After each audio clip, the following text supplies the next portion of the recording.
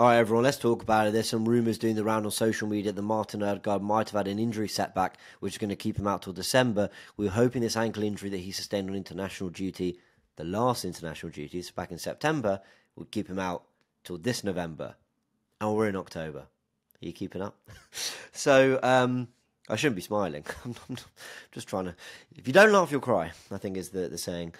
Look, with Martin Odegaard, let's tell you where the news, rumours is coming from. So, Con Harrison at Con Marble Halls, an ITK who's got plenty of stuff right on the ITK front. I mean, of course, if there's any sort of journalists that come out and confirm this stuff, we will, of course, let you know. But he said that Martin Odegaard has suffered a setback in his recovery. Expectation is that he's not set to return until December. A few others have sort of weighed in and saying, well, it was 8 to 12 weeks anyway, so it was always going to be November, December time. And I think Mikel Arteta was sort of hinting in press conferences that... I remember the time he was talking about Mikel Merino pre-PSG and maybe pre-Leicester. I think he was talking in a way where he was saying, like, Odegaard is pushing. So I will say, everyone, like, you know, and I really want this to come out very clearly, like, it's one ITK who said it. It's not, you know, it's not been confirmed by Mikel Arteta or the club, nor is it a load of journalists. So it's just worth remembering that. But as everyone's talking about it on social media and everyone's getting quite, you know, wound up about it, and I totally understand, I thought it was worth sort of discussing very briefly what it would mean and sort of what we should potentially be prepared for as a fan base. Now, I've got this tweet from Connor Hum who said that Martin Odegaard has missed Tottenham away, Atalanta away, Man City away, Bolton at home, Leicester at home, PSG at home, and Southampton at home. It's 3 away games and 4 home games, right? Just like that. Very imbalanced schedule, but there you go. He is set to miss, apparently, if he is out till December, Bournemouth away, Shakhtar at home, Liverpool at home, Preston away, Newcastle away, Inter away, Chelsea away. Why do we always get this cluster of home and away games? So just to go through that again, Bournemouth away, Shakhtar at home, Liverpool at home, Preston away, Newcastle away, Inter away, Chelsea away, Forest at home, Sporting away, and West Ham away. That's what he would miss. So, is that 3 home games? 1, 2, 3 in 1, 2, 3, 4, 5, 6, 7, 8, 9, 10. Damn, I didn't even look ahead of the fixtures. I think we have 3, 1, 2, 3, 4, 5, 6, 7. I think we have 3 home games in our next 10, so that's crazy. Anyway, that's a conversation for another day. But that's supposedly what Martin Odegaard would miss if he is out for, I guess, what is a predictable time frame with what a setback till December could look like. So, yeah, that's concerning. That is concerning. Of course, we wait absolute confirmation on that. I think where Arsenal fans are really frustrated, and I was sort of discussing this the other day, like, injuries can happen in football. I don't think anyone expects Arsenal to go a whole season without injuries or to actually that regularly have their whole first team available all the time. Then when you really look at Liverpool with Konate as injury problems, when you look at Man United and Tottenham last season, Chelsea at times last season, Man City now losing Rodri for the season. Last year went large spells without De Bruyne and Haaland missed some football. You know, you're very frequently going to have some players missing some capacity, especially with the amount of football they're playing, especially with the intensity at which they play the game. So I don't think it's the frustration of just having players injured, though I've got no doubt Arsenal fans and, you know, someone like Mikel Arteta is probably undoubtedly really disappointed by that. I think what's really frustrating is the manner in the injuries, and we saw Bukayo Saka go off injured as well, so we may as well talk about him in a second as well. But the manner of the injuries coming in international break that a lot of people felt wasn't needed. Now, I always want to caveat by saying that, you know, just because I don't love international football doesn't mean that others don't. Some people absolutely love it. They follow England home and away. They are big fans. They want to see Lee Carsley ball with, you know, this new manager and this new kind of group of players trying something different. Didn't really work last night, but you get my point. And you know, people like the international break and want that football to be played. And, you know, some people might say, well, they played the, you know, Euros in June to July, so what's wrong with them having one in September? For me, I just think when you've got a really big tournament and already there's so much football, I have questions over why the Nations League needs to exist, although I don't actually hate the competition like others do. But certainly why football needs to take place, international football needs to take place in September, only 3 weeks into the group of players getting back together. well, starting the Premier League, should I say, but only a few weeks before that, they're getting back together. It just feels like it's poorly scheduled. If you ask me for solutions, I probably don't have any off the top of my head, but I'm sure there's something that could be done to just make it all a little bit more balanced for players, for managers who want to keep their players together for like a prolonged period of time, and maybe have slightly longer international breaks. I'm sure everyone would probably benefit from that a little bit more. I don't know. So Martin Odegaard getting injured playing for Norway, where he basically got kicked a lot against Brighton, came off, okay, we were down to 10 men, that was probably tactical as well as maybe something else. But then there were reports of a potential injury, him not feeling great, I think in the first international game. I think there was concerns over him training when they knew he had these kind of knocks.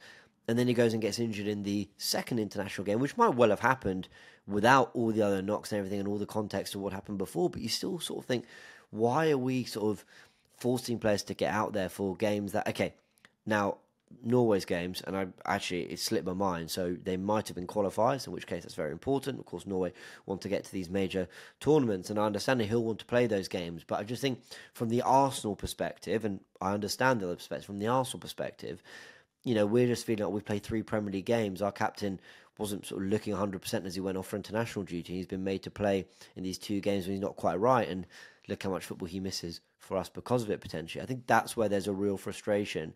But I do think it's important to kind of mention the other side. Now, Bukayo Saka, it's watching him and Rice start again for England. It's like, just please come through, that's okay. And it was a matter of time before they were going to pick up a knock or something. Now, he came off in the 50th minute. He was seen in the mixed zone walking after the game, not on crutches. Was he limping? I don't know. I don't think there wasn't sort of any kind of real clear indication of pain there. So maybe it was something really precautionary that he's just going to be careful with. Conor Harrison has actually also said that Bukayo Saka could be on his way home from international duty and should be back with Arsenal soon. That was a tweet I saw earlier today. So maybe it's just Arsenal and Bukayo Saka being really, really careful, which is what we hope. We want him to, essentially, if something doesn't feel right, just don't play, don't risk it, come back, especially for Nations League games. But I, acknowledge again that he wants to play for England, and Odegaard wants to play for Norway, and Tim wants to play for the Netherlands, and Havertz wants to play for Germany. These players want to play football for their countries. It's a great source of pride. It's, it's something you grow up wanting to do as a kid. Wear the crest on your chest for the nation that you represent and you love. And I don't know. I understand that it's probably not always so easy to go, no, don't play. But it's led to a few injuries now for Arsenal players. I mean, Calafiori didn't miss too much, but he did get that injury against France for Italy. And you just sit there thinking, is this necessary? So I sort of understand both sides, but I can certainly understand and feel the frustration from the Arsenal side of things, where you think, please, why are they off getting injured on international duty, playing games that to us don't feel like they should mean so much, but in other contexts they certainly do. Now, Odegaard, look, we hope he's back okay soon. We hope that, I'll be real, I'm not having a go at the source of the information here, but I hope it's wrong. Like I do. I hope he's fine. I hope there's nothing serious there. I hope there's nothing to suggest. I don't know. I hope that Martin Odegaard's absolutely fine and back with us sooner rather than later. But those rumours are doing the rounds that he's not, and that he has sustained some sort of setback to the ankle injury he got on the last international break in September. What do Arsenal do? Trossard, I think, has been really good in the 10. Some hit and miss matches at times, but generally I think he's growing into it. That was brilliant against Leicester. He was in terms of the output and did some nice things. I thought he, good cameo when he came on against Southampton. Brilliant against PSG, I thought, the other night. So you've got Trossard there. Marino's returned. It wouldn't be the most Arteta-style midfield, but could you play Rice, Partey, and Marino in a midfield 3 together if you needed to? I don't know, but probably, maybe, potentially. You'd feel like it lacks a little bit of creativity, don't you? Just an option. Havertz has dropped into midfield before, and you got Nwaneri. That's the one we really want to see. Is Nwaneri going to get more football and more opportunities? I think some people are disappointed he didn't come on against Southampton. I think some people are disappointed he didn't come on against PSG. Not just coming on against Southampton. I think some people felt he should have started that game. So these will all be questions that will be answered. But again, those are the rumours doing the rounds on social media. It is that. Let me read the exact post one more time. Conor Harrison has said that Martin Odegaard has suffered a setback in his recovery expectation. is that he's not set to return until December. And I'm just going to refresh my feed just in case something has come through. No, doesn't seem to be anything else. Yes, actually, this was 10 minutes ago from Simon Collins. Arsenal winger Bukayo Saka set to have a scan after coming off in England's defeat to Greece last night. Okay. That's frustrating. So there's going to be a scan for Saka. So, yeah, I'm glad I just quickly checked that because that suggests that there's maybe a little bit more they want to check out there. But I can't really see anything else on the Odegaard front.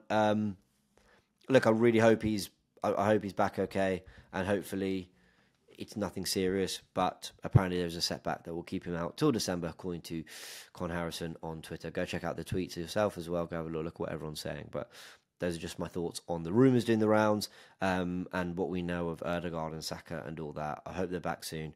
They're far too important, and we need them. Everyone, hope you've enjoyed this somewhat sporadic update in which I've sort of tried to make sense of my thoughts in the moment. But help me, in the comments, help me sort of clear up my thoughts as well. What do you guys make of all this? How big a miss is it? That set of away games with Liverpool at home in there as well looks tricky. And yeah, just let me know what you think of all this. And any updates that confirm anything, we'll of course let you know here on AFTV. Hit the like button if you did enjoy this video. Subscribe to the channel if you haven't yet and you want to be kept up to date with what's going on here on AFTV. See you soon.